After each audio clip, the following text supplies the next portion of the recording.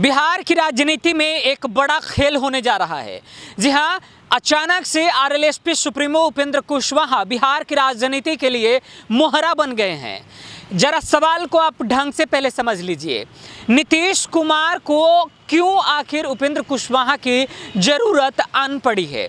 जी हाँ, उपेंद्र कुशवाहा को लेकर इन दिनों चर्चाएं काफ़ी तेज हैं कि उपेंद्र कुशवाहा को बिहार में शिक्षा मंत्री बनाया जा सकता है।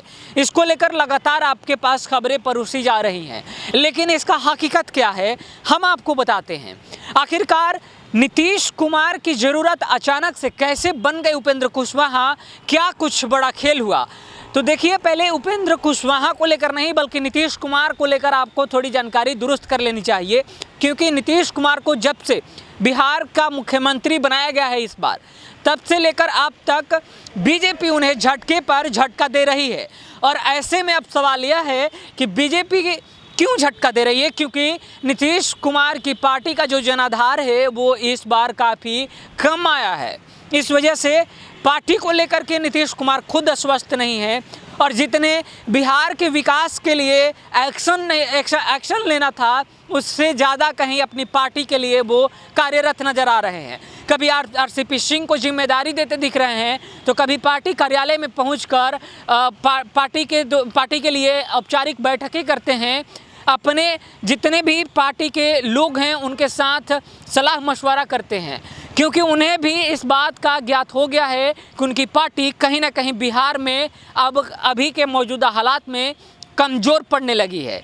इसी के लिए नीतीश कुमार ने आनन फानन में उपेंद्र कुशवाहा से संपर्क किया और संपर्क करने के बाद उन्हें अपने साथ आने का न्योता दे डाला। और अब चर्चाएं यह चलाई जा रही हैं कि उपेंद्र कुशवाहा को बिहार में शिक्षा मंत्री बनाया जा सकता है।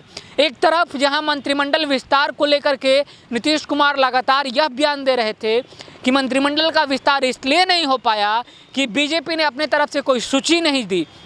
हालांकि बात यह भी जायज़ है, लेकिन अभी तक सामंजस्य की स्थिति नहीं बन पाई है बीजेपी और जदयू के बीच। इसलिए दोनों अपने अपने जो राजनीतिक एजेंडे हैं उसे साधने में पार्टियां जुटी हुई हैं। फिलहाल उपेंद्र कुशवाहा को शिक्षा मंत्री बनाया जाता है या नहीं, अब भी इस पर बड़ा प्रश्न चिन्ह खड़ा है। लेकिन नीतीश कुमार के साथ जाने को लेकर के लगभग जितने भी राजनीतिक पंडित हैं वो आश्वस्त हो चुके हैं कि नीतीश कुमार और उपेंद्र कुशवाहा एक बार फिर से एक साथ नज़र आ सकते हैं और उपेंद्र कुशवाहा को बिहार की राजनीति में एक बड़ा मोहरे के तौर पर जदयू अब इस्तेमाल करने वाली है।